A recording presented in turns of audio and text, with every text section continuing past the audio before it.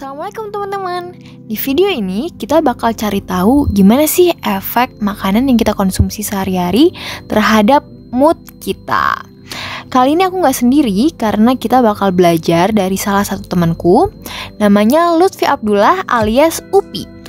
Upi ini merupakan peneliti muda di bidang nutritional psychiatry yang pernah menempuh pendidikan D3 Analisis Kimia IPB, mengambil undergraduate research program jurusan Biomedicine dan Nutrition of Genetics di NUS, dan saat ini baru aja memulai studi double degree jurusan Biomedical Science and International Business di The University of Auckland. Yang pasti teman-teman harus nonton terus ya, karena bahasan kali ini bakal menarik banget. Belajar bareng Anissa Fajriani. Hai Upi. Hai Paje. Apa kabar? Baik, kamu gimana? Udah lama ya kita gak Iya, ketemu. alhamdulillah baik juga. Seneng banget ketemu Upi. Jadi ini kalau ketemu Upi tuh biasanya isinya kita ngobrol sambil ketawa-ketawa, tapi berisi gitu. Karena ya emang aku tuh kerjaannya ngelawak terus dari dulu sampai sekarang. Seru banget deh pokoknya. Nah Upi nih tadi betul ya Pi ya, Upi kan sekarang lagi udah ini ya Pi ya, udah mulai belajar di Auckland ya. Ya kayak aku kan sekarang di The University of Auckland kan, dan sekarang aku mulai semester 1 aku bulan Januari kemarin, dan aku juga ngambil double degree juga yang tadi Faje sebutin juga di Biomedical Science, konsentrasi di Nutritional of Psychiatry sama International Business di Faculty of Commerce gitu, class of 20. Wih, keren. Doain ya teman-teman, semoga Upi tahun ini atau tahun depan pokoknya sesegera mungkin bisa belajar langsung di Auckland-nya. Amin, pengen banget. Pengen banget. Nah, Pi, kan kita nih hari ini mau ngobrolin ya tentang kesehatan mental. Tapi sekarang yang kita omongin itu dari sisi yang berbeda. Biasanya kan kalau orang taunya kesehatan mental tuh hubungannya sama gimana cara kita menghadapi masalah gitu ya. Gimana biasanya tuh yang berpengaruh mungkin kejadian-kejadian di masa lalu gitu. Ada pengalaman-pengalaman tertentu atau trauma tertentu yang membentuk gimana ketahanan kita, gimana kesehatan mental kita saat ini gitu. Nah, tapi ternyata makanan tuh juga ngaruh ya Pi katanya. Kok bisa sih Pi? Iya, sebenarnya ini enggak sebenarnya ini tuh enggak udah lama banget sih pembahasannya, kayak udah orang-orang peneliti di luar negeri sana tuh kayak udah sadar banget bahwa memang apa yang kita makan itu akan berdampak ke ekspresi atau emosi yang akan kita tunjukkan ke orang. Kayak gitu. Dan memang karena setiap makanan komponen-komponennya itu memang mengandung sesuatu yang memang itu akan merangsang hormon-hormon yang ada di tubuh kita kayak gitu. Misalnya kayak gitu. Kan kalau misalnya paduan dulu kan kita yang taunya itu gizi seimbang itu adalah 4 sehat 5 sempurna kan. Nah sekarang itu memang diganti menjadi gizi seimbang karena ya 4 sehat 5 sempurna itu bukan suatu kualifikasi yang real dan yang akurat. Jadi memang dan segala semua orang juga bisa menerapkan 4 sehat 5 sempurna karena bingung apa sih proporsi 4 sehat 5 sempurna. Dan sekarang tuh kita lebih diseringkan dikenalkan dengan gizi seimbang. Nah di sini apa yang kalian makan itu tuh bener-bener itu tuh sebenarnya bisa mempengaruhi ke mental kalian loh. Contohnya kayak gini. Kak Faje, pernah gak sih kamu makan makanan yang berminyak berlebih misalnya kan, atau kamu sering makan junk food, dan itu tuh akan berpengaruh gak sih ke mood kamu setelah kamu makan itu, atau misalnya kamu mengalami emosi fluktuatif yang sangat parah kayak gitu setelah kamu makan junk food itu secara berlebihan. Pernah gak? Pernah. Itu yang waktu kita terakhir kali video call yang aku ngobrol sama Upi, terus Upi kayak langsung, Faje kamu akhir-akhir ini lagi suka makan junk food ya? Terus kayak, iya Pi kenapa? Kelihatan mukanya gitu, aku ingat banget tuh. Iya emang. Jadi apa yang kita makan juga selain menunjukkan ekspresi yang kita keluarkan, itu juga akan mempengaruhi ke tubuh kita. Salah satunya itu ke muka kita. Muka kita tuh akan terlihat kusam. Kebetulan waktu itu tuh aku video call sama Paje, itu tuh muka Paje tuh kusam banget gitu kan. Jadi aku bisa nebak dengan mudah kayak gitu kan. Itu benar-benar kelihatannya ya Pi ternyata ya. Ya sekusam itu karena secara apa ya, secara saintifik. Nah kan gini, kalau misalnya apa yang kita makan itu dari lemak berlebihan, nah itu juga akan meningkatkan hormon kortisol atau hormon stres. Nah hormon kortisol atau hormon stres ini tuh berfungsi untuk menunjukkan sikap ekspresi yang akan kita tunjukkan ke luar atau misalnya orang lain kayak gitu kan. Biasanya itu ekspresi dari hormon kortisol ini atau hormon stres itu nggak cuma marah atau emosi fluktuatif, tapi bisa ditunjukkan dari mukanya yang kusam kayak gitu. Makanya kalau misalnya kebanyakan makan junk food atau makan makanan yang berlemak, nah itu tuh akan meningkatkan hormon kortisol yang bisa berefek sama emosi fluktuatif yang secara berlebihan kayak gitu. Nah, tapi kalau gitu berarti apakah cuma lemak yang bikin emosi kita jadi fluktuatif atau ada hal lain juga? Lagian kalau lemak itu kan ada lemak yang jahat, ada lemak yang baik kan, Pi? Nah, itu tuh gimana sih beda efeknya ke tubuh kita?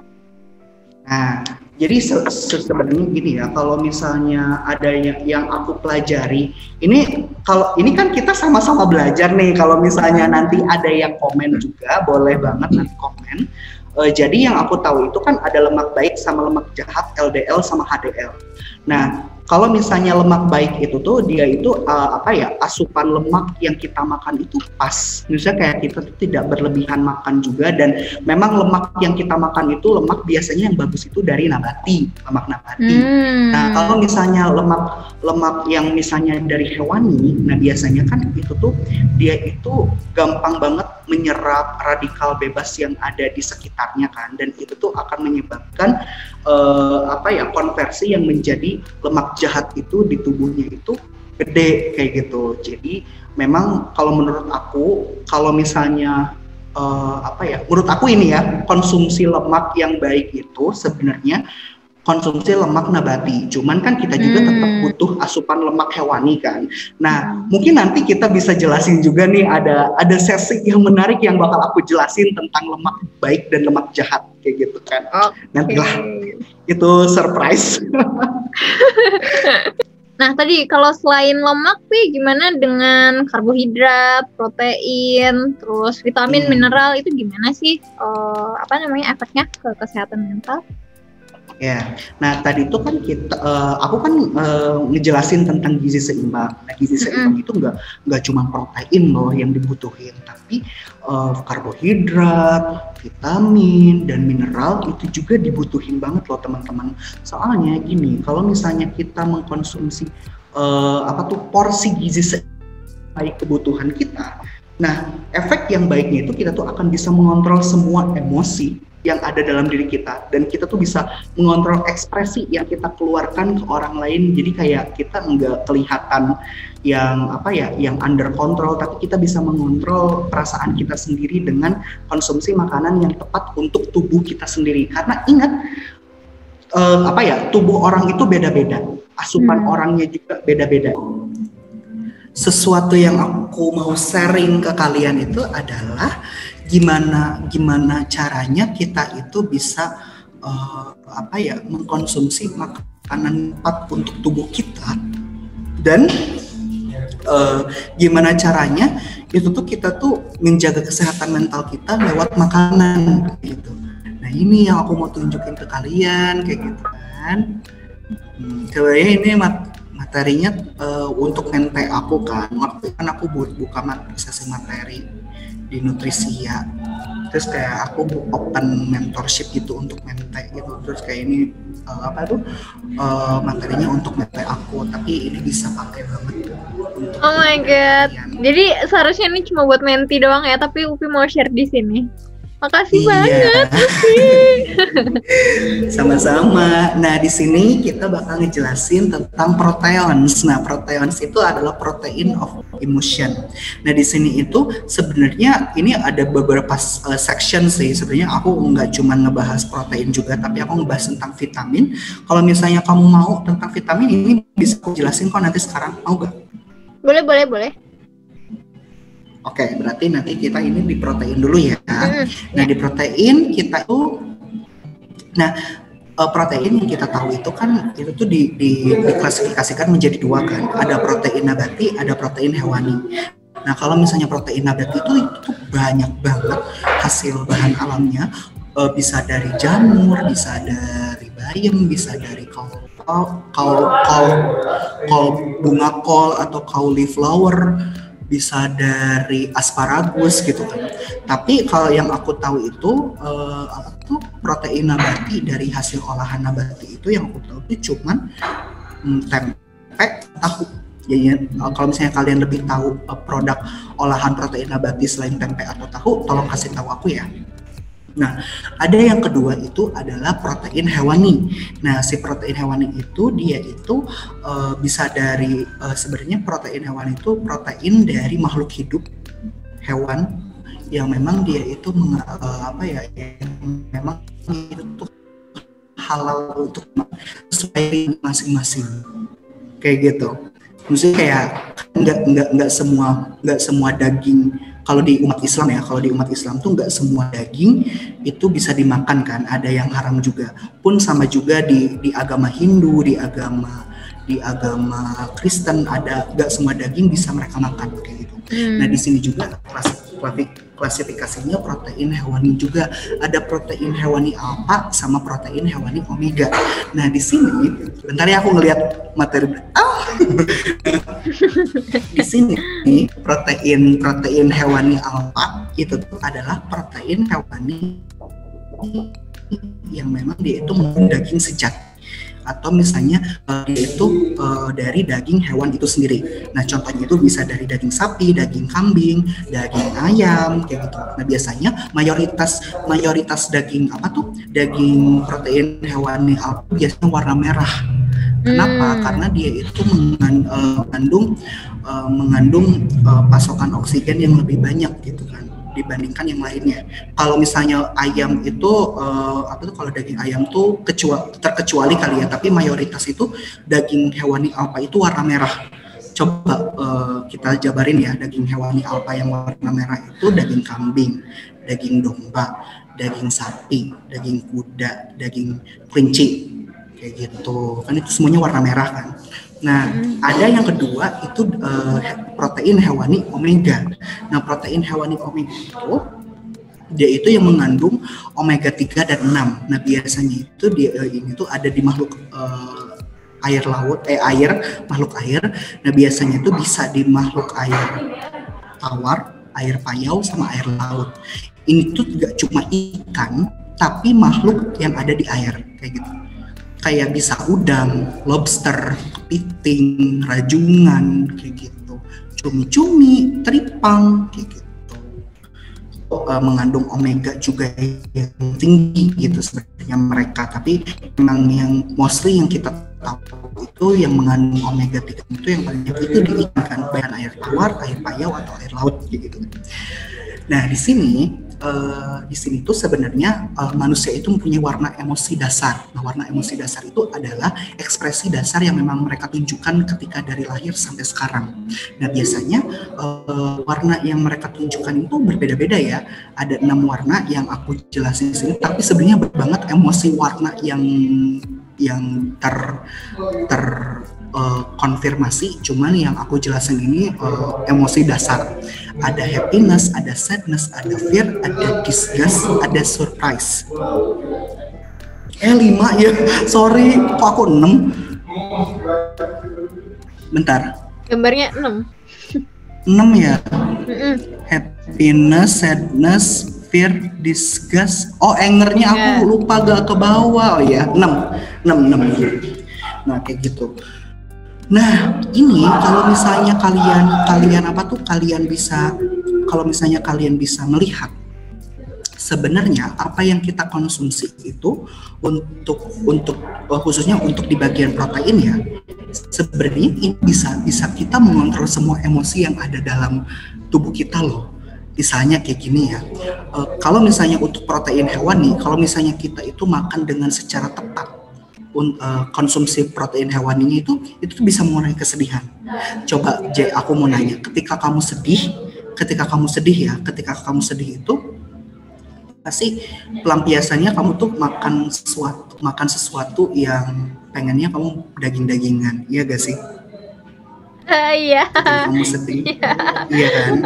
Nah, ketika kamu dan itu tuh untuk mengapresiasi diri kamu tuh ya kamu misalnya makan steak atau misalnya makan chicken katsu, dan itu tuh ketika kamu mengkonsumsi protein hewani itu tuh kamu tuh akan merasakan diri gak sih, punya sensasinya sendiri gak sih? Benar. Dan itu tuh akan menimbulkan kesadaran kamu tuh berkurang dan bisa menunjukkan ekspresi yang lain yang ada dalam diri kamu. Dan itu tuh berlaku untuk kamu misalnya konsumsi sushi. Nah, biasanya kan orang-orang zaman sekarang, cewek-cewek zaman sekarang tuh kayak mengapresiasi diri tuh, yuk kita makan sushi gitu kan. Terus kayak mereka tuh seneng gitu makan sushi, iya gak sih? Kayak gitu. Tapi yang paling parahnya kalau misalnya kalian itu mengkonsumsi protein hewani secara berlebihan, baik itu protein hewani alpha atau protein hewani omega, dia itu akan menjadikan emosi kamu menjadi fluktuatif. Jadi kamu tidak bisa mengontrol emosi kamu sendiri dan kamu tuh akan mengeluarkan atau mengekspresi yang memang itu tuh secara tidak sadar. Ngerasa gak sih? Kayak ketika kamu mengkonsumsi, tadi kan aku kan yang dari kamu mengkonsumsi daging yang memang dia itu berlemak, berminyak, berlebihan, itu konfirmasi jadi memang benar-benar kamu gak bisa stagnan sama emosi kamu sendiri dan kamu agak sadar mengeluarkan emosi yang bukan kontrol kamu kayak gitu, yang kamu gak bisa kontrol, iya gak sih? Jadi kayak lebih mood swing gitu ya? Nah iya, sama kayak pas kamu period lah, waktu period yang kayak itu kan biasanya kan kalau misalnya di period itu terjadinya hormon LH kan, LH-nya itu kayak fluktuatif kan di dalam ini kamu, dan itu tuh terjadinya juga sama gitu kan, skemanya itu hampir sama gitu loh, karena ketika kamu mengkonsumsi protein hewani berlebihan ya tadi yang tadi aku jelasin di awal itu akan menyumbat sirkuit untuk distribusi protein dan vitamin di dalam tubuh, dan itu tuh akan menimbulkan kenaikan hormon kortisol di dalam tubuh kalian. Nah di sini kalau misalnya kalian juga tuh konsumsi protein nabati juga, kalau misalnya kamu mengkonsumsi dalam porsi yang tepat, itu tuh kamu bisa mengontrol semua emosi dan kamu bisa menunjukkan emosi yang kamu mau. Kayak misalnya nih, kamu sering makan sayur atau minum jus tiap hari. Ketika kamu mengalami misalnya kejadian yang tidak unpredictable, kan dunia itu dinamis ya. Kayak gak semua sesuatu tuh bisa menjadi keinginan kita. Kalau misalnya ada sesuatu yang memang di luar prediksi kita dan kita tuh kaget akan hal itu, kita tuh nggak akan langsung serta-merta menunjukkan emosi negatif. Pasti kita tuh bisa mengkonfirmasi emosi negatif itu menjadi emosi yang memang sewajarnya untuk dikeluarkan. Aku gak bisa bilang ini tuh bisa dikeluarkan emosi positif karena tipe tubuh orang-orang tuh beda-beda, respon tubuh orang juga beda-beda. Jadi aku gak bisa menyamaratakan ketika kamu sedih atau misalnya ketika kamu mengkonsumsi protein nabati secara tepat itu bisa mengeluarkan emosi positif, enggak. Tapi itu tergantung respon tubuh kamu itu seperti apa. Cuman mostly ketika kamu mengkonsumsi protein nabati secara itu nggak kayak kamu mengkonsumsi protein hewani yang secara berlebihan kamu bisa mengeluarkan emosi yang kamu gak bisa kontrol. Tapi kalau misalnya kamu mengkonsumsi protein nabati secara tepat, itu tuh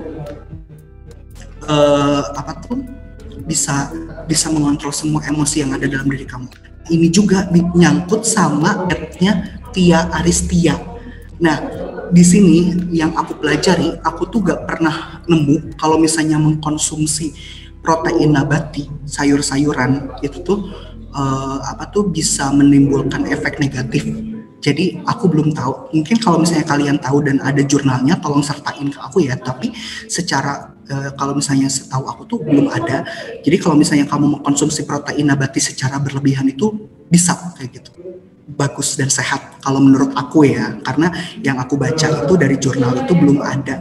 Ketika kamu mengkonsumsi protein nabati secara berlebihan itu ada komplikasi apa gitu. Nah ini juga menyangkut sama dietnya Tia Aristia. Kan dia tuh ngomong ada sayuran yang memang sayuran itu tuh sulit untuk menurunkan berat badan. Ya gak sih? Nah, itu gimana tuh Pi?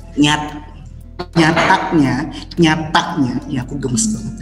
Nyatanya gak ada sayuran yang yang sulit menurunkan berat badan. Semua sayuran itu kan mengandung serat. Dia kan kalau khususnya sayuran hijau, dia kan mengandung klorofil, xanthofil, dan xanthin. Dan itu tuh bisa dikonversi oleh tubuh tuh menjadi serat. Dan ketika bisa dikonversi menjadi serat, nah itu tuh bisa melancarkan pencernaan yang ada di dalam tubuh. Dan yaitu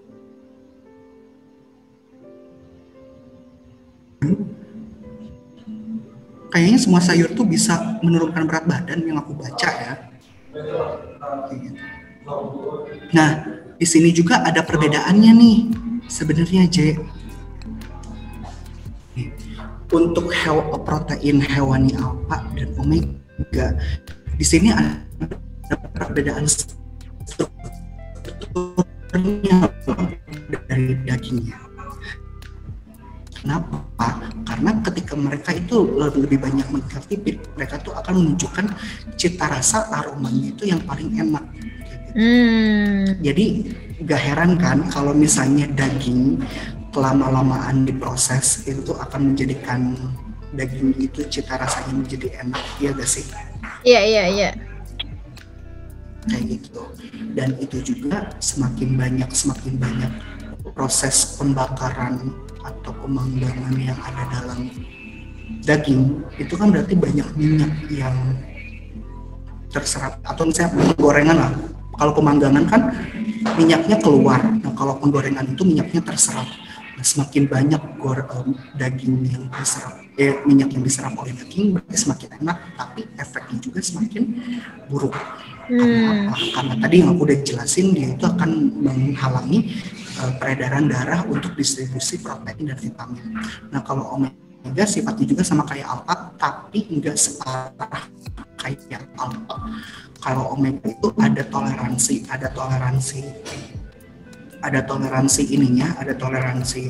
penyerapannya.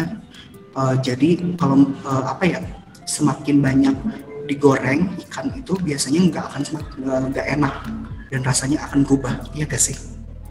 Iya. Jadi ya kayak gitu. Dan daging omega ini, hewani omega ini memang sangat baik dikonsumsi untuk kalian yang memang untuk clean eating. Nah sebenarnya clean eating ini tuh aku tuh menyarankan teman-teman aku yang punya mental disorder ya, untuk clean eating tuh bukan diet, tapi untuk memenuhi gizi seimbang sesuai tubuh kalian masing-masing. Kayak gitu. Clean eating ya namanya ya. Konsepnya gimana tuh Pi kalau clean eating?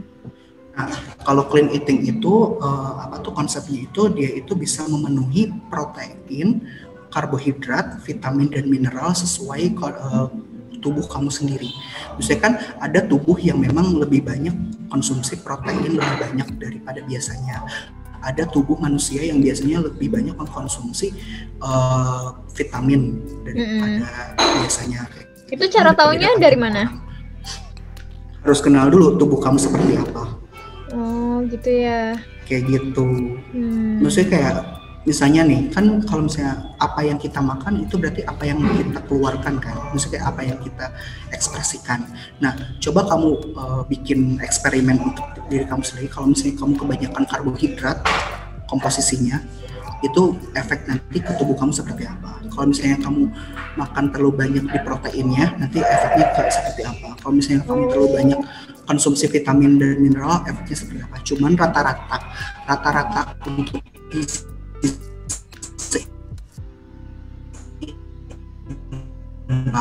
lebih baik daripada komposisi karbohidrat dan protein. Nah, ini bakal lebih nyambung ke presentasi consume protein if you had depression. Nah, di sini juga aku bisa nyaranin kamu konsumsi protein ketika kamu depresi kayak gitu. Nah, di sini kan aku menyarankan kamu mengkonsumsi protein hewani 30%, gede ya. 30%. Ini tuh dibagi lagi 15% protein hewani omega, 15% lagi protein hewani alpha. Nah, di sini itu 30% ini diusahakan prosesnya itu harus adil, jangan digoreng doang. Ada yang harus dipanggang, ada yang harus direbus, ada yang harus dikukus kayak gitu. Jangan semuanya dipanggang. Jangan semuanya dipanggang, jangan semuanya digoreng. Nanti jadi bisa mempengaruhi ke mood kamu. Oh, jadi harus variasi cara masak juga ya. Iya, seperti itu. Terus kan ini ada 15% protein hewani omega. Kamu boleh banget pakai ikan air tawar, ikan air laut, ikan air payau, bebas. Gimana kamu? Untuk protein hewani alpha, nah ini yang kamu harus tekankan. Untuk protein hewani alpha kan dia itu produk dari protein hewani alpha itu selalu mengandung minyak, ya gak sih? Kayak cheese, kayak mayonis, kayak sosis, itu pasti ada minyaknya, ya gak sih? Nah, makanya ini harus hati-hati untuk konsumsinya. Bukan hati-hati nanti kamu harus pinter-pinter memvariasikannya, dibikinnya itu dengan cara dipanggang kah, kukus kah, atau rebus kah. Terus lanjut, nah di sini sebenarnya ini bukan 20% sih, ini 80% ya, atau misalnya kan ini 30%, berarti ini ini tuh 30% ya, berarti ini 7%. Sebenarnya protein nabati itu banyak banget ya, maksudnya kayak jenisnya ada bayam, ada kale, ada cauliflower yang aku sebutin, ada ini jamur, kukumber, timun, ada paprika kayak gitu. Ini kamu bisa variasi, dan aku lebih saranin protein nabati itu divariasikan menjadi suatu cairan atau lebih baik di jus, karena tubuh itu akan lebih gampang menyerap protein atau vitamin itu lewat cairan kan, atau misalnya lewat jus, karena itu tuh nanti tuh efeknya itu bakal lebih cepat daripada ketika kamu dikonsumsinya secara dimasak kayak gitu. Banyak kok mixing akulturasi dari protein nabati dijadiin jus gitu. Misalnya kol cabbage, kol ungu sama pisang. Tadi berarti yang protein itu kalau misalnya kita konsumsi protein kan kita sekali makan gak cuma protein aja ya Pi ya, tapi kayak juga ada karbo, ada vitamin, mineral dan lain-lain. Tapi khusus protein itu dibagi ya, kalau bisa 70%-nya itu dari protein nabati dan 30%-nya baru yang protein hewani. Dan kalau bisa di hewani itu juga dibagi dua, setengahnya itu yang hewani alfa, setengahnya lagi yang omega, dengan variasi cara masak gitu ya, biar kita dapat manfaat yang paling optimal. Seru banget, ya, baru tahu lah, ini ilmu baru. Thank you Pi. Terus ini kita mau membahas tentang vitamin ya? Vitamin. Oke. Vitamin control of emotion based on color of emotion in human body. Jadi di sini tuh vitamin itu ternyata bisa mengontrol warna yang ada dalam tubuh kita, warna emosi yang ada dalam. Karena vitamin dan mineral biasanya itu kan dia tuh berbentuk buah. biasanya orang-orang tuh suka buah itu biasanya lembus. Nah, biasanya kalau misalnya bahan alami yang berbentuk cairan itu tuh akan mudah diserap oleh tubuh karena kan tubuh tuh 70% kita mengandung air kan. Dan itu tuh tubuh tuh akan lebih bagus menyerap air daripada benda padat. Atau misalnya makan yang udah kita cerna lewat mulut gitu kan. Itu kan masih keras kan. Kalau misalnya air kan itu udah langsung diserap langsung, dan itu distribusi protein, vitamin dan mineralnya itu udah langsung ke seluruh tubuh. Nah, di sini aku bakal jelasin tentang perbedaan warna dari vitamin dan mineral itu sendiri. Nah, khusus untuk vitamin, sebenarnya protein nabati itu tuh kan ada kandungan vitaminnya juga kan. Jadi ini sekalian juga bahas sayuran. Jadi warna-warna di sini tuh sebenarnya tuh warna-warna dari sayuran atau buah-buahan itu sebenarnya bisa tahu gitu untuk apa. Untuk menyembuhin apa. Nah, kalau misalnya kita lihat di sini antioksidan bicolor. Kalau misalnya sayur ini biasanya yang warna hijau kan mengandung lutein, klorofil sama indols, dan biasanya itu kan sayur-sayuran hijau-hijauan ini kan biasanya dia itu untuk menurunkan kadar lemak yang ada di dalam tubuh karena dia itu bersifat mengikat lipid gitu kan, si lutein sama si klorofil ini kan. Nah, ini juga lanjut juga di warna yang cerah. Nah, biasanya warna-warna yang cerah kayak jeruk, dan biasanya tuh buah-buah yang asam kayak citrus fruit itu bisa menghancurkan lemak yang ada di dalam tubuh kalian. Nah, cuman memang nggak boleh berlebihan, nanti bisa jadi infeksi lambung.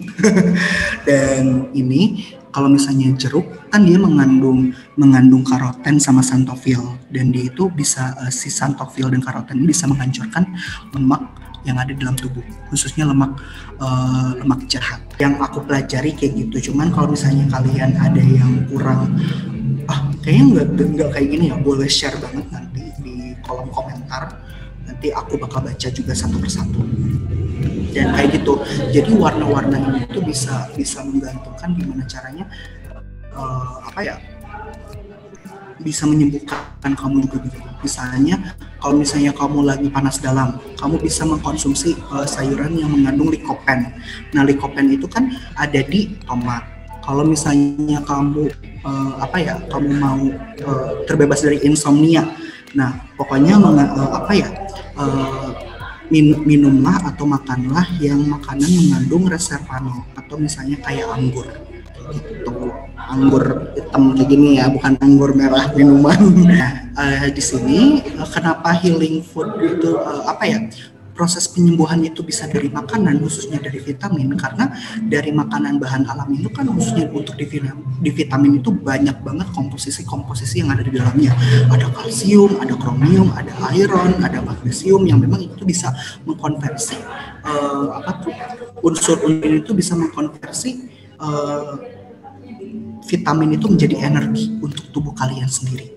Nah, khususnya kalau misalnya untuk menyangkut kesehatan mental, vitamin unsur-unsur yang aku sebutin ini tuh bisa kan dia itu berupa ion-ion kan, si unsur-unsur ini berupa ion-ion. Nah, khususnya itu ion-ion ini tuh bisa terdistribusi lewat medula oblongata atau ini kan bagian sumsum tulang belakang, dan ini tuh dari bagian sumsum tulang belakang itu akan didistribusi lewat lobus occipital atau cortex yang memang itu bisa meningkatkan kinerja neuron-neuron yang ada dalam tubuh kalian, dan itu tuh bisa menebalkan selubung mielin. Nah, selubung mielin ini tuh bisa mempengaruhi ke kecerdasan yang ada dalam otak lo atau otak kamu misalnya kan. Ini kecerdasan itu bukan hanya intelijensia aja, tapi kecerdasan untuk mengontrol emosi yang ada dalam tubuh kamu. Oh, ya, nggak hanya kognitif aja ya, tapi juga kecerdasan emosional. Ya, kan kecerdasan tuh beda-beda, maksudnya banyak jenisnya kan, selain IQ gitu. Gitu. Nah, terus, ini kurang. Nah, tadi aku ada kata-kata kan tadi, let food be your medicine. Oh iya. tapi aku lupa bahasa Inggrisnya apa. Oh ini ya. Sebenarnya banyak bahan alam yang untuk jadi obat kayak gitu. Jadi nanti adanya aku di IG, adanya peradaban adanya ekstensi aku di IG itu pengen aku tuh ngasih tahu ke orang-orang bahwa ya aku tuh gak mau kalian itu terlalu tergantung sama obat-obatan kimia, khususnya untuk mental disorder ya. Aku tuh pengen kalian itu bisa sembuh sama makan makanan alami kayak gitu, bahan-bahan alami. Makanya kayak aku tuh mempromosikan makanan alami untuk menurunkan stres kayak gitu kan. Itu tuh penting banget sih, karena aku gak mau sampai orang-orang yang ada di dekat aku tuh ketergantungan sama obat-obatan kimia kayak gitu. Nah, tadi tipe-tipe emosi ini yang aku jelasin, dan ternyata efek yang paling besar itu untuk mengontrol emosi ini ternyata dari sumber vitamin dan mineral yang kita konsumsi selain dari protein. Nah, kayak biasanya orang-orang itu maksudnya biasanya itu entah itu dietitian atau misalnya nutritionist, ini yang aku temuin kasus-kasusnya di real life, biasanya mereka mengkonsumsi vitamin dan mineral itu komposisinya lebih banyak daripada karbohidrat dan protein. Kamu ngerasa gak? Entah itu dokter spesialis gizi atau spesialis anak nyaranin itu pasti kayak gitu. Aku belum memerhatikan banget sih, tapi gitu ya? Ya, kalau di kasus aku ya, kalau di kehidupan aku kayak gitu, soalnya memang vitamin dan mineral ini itu tuh lebih manjur banget efeknya untuk mengontrol semua emosi yang ada dalam tubuh kita. Jadi kayak gini, kalau misalnya kalian mempunyai kecenderungan depresi atau ngerasa depresi di dalam tubuh kalian tuh, kalau saran gue itu lebih konsumsi jus yang memang dia itu dicampur protein nabati sama vitamin, entah itu sayuran dicampur sama buah-buahan. Dan kalau misalnya ini resep gue sendiri ya, brokoli sama pisang sama madu itu tuh cepat banget untuk mengatasi depresi kayak gitu. Itu rasain aja sama kalian sendiri, itu enak kok. Gitu. Itu itu formulasi gue sih. Jadi nanti kalian bisa rasain sendiri aja.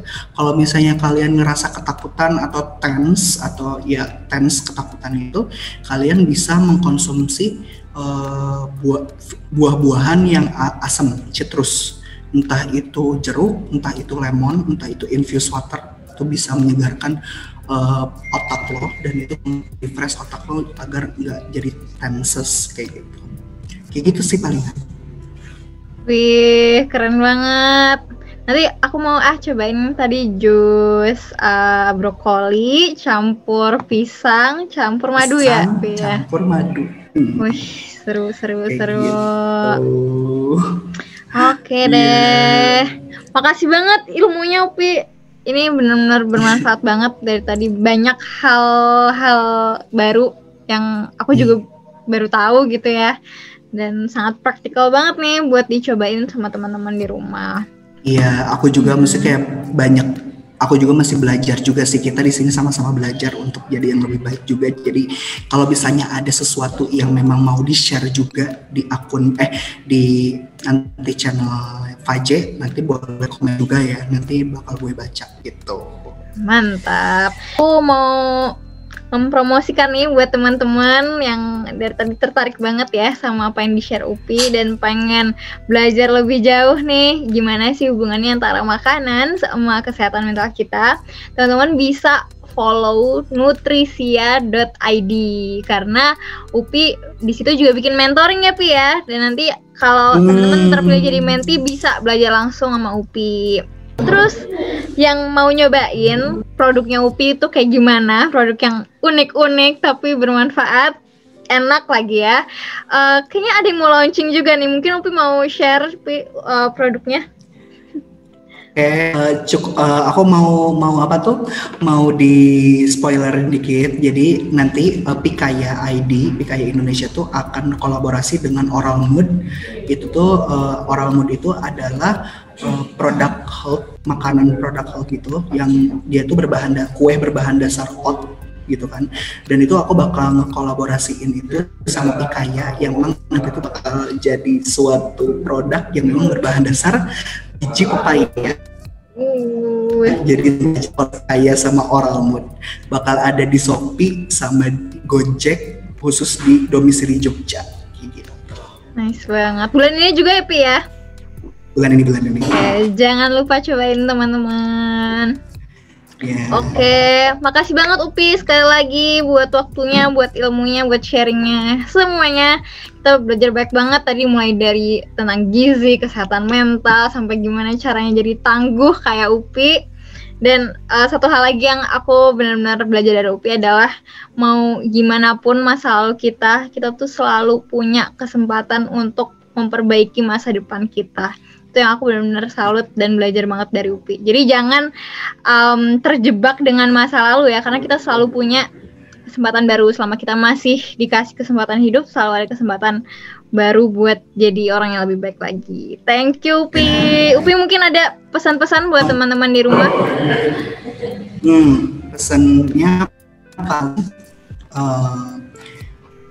gak peduli apapun yang dalam diri kamu, gak peduli juga kamu itu seperti apa, kamu itu berada sebagai manusia yang apresiasi diri kamu.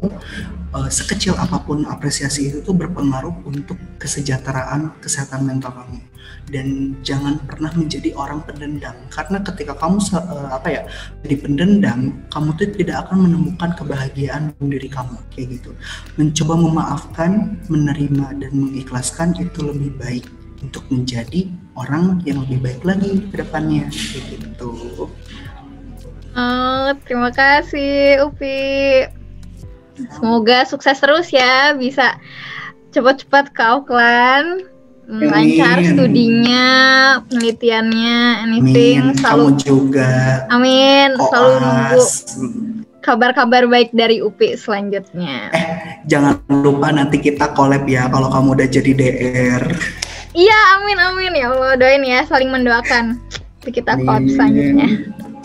Oke, segitu dulu video kali ini teman-teman. Jangan lupa kalau misalnya ada yang punya pesan, pengen nyampaikan pesan buat Upi, atau menemukan insight baru selama video ini, bisa komen di bawah dan bisa hubungi juga Upi di Instagram @lutfiabdullah. Kita ketemu di video selanjutnya. Assalamualaikum warahmatullahi wabarakatuh. Thank you. Terima kasih Upi. Ya, sama-sama. Thank you.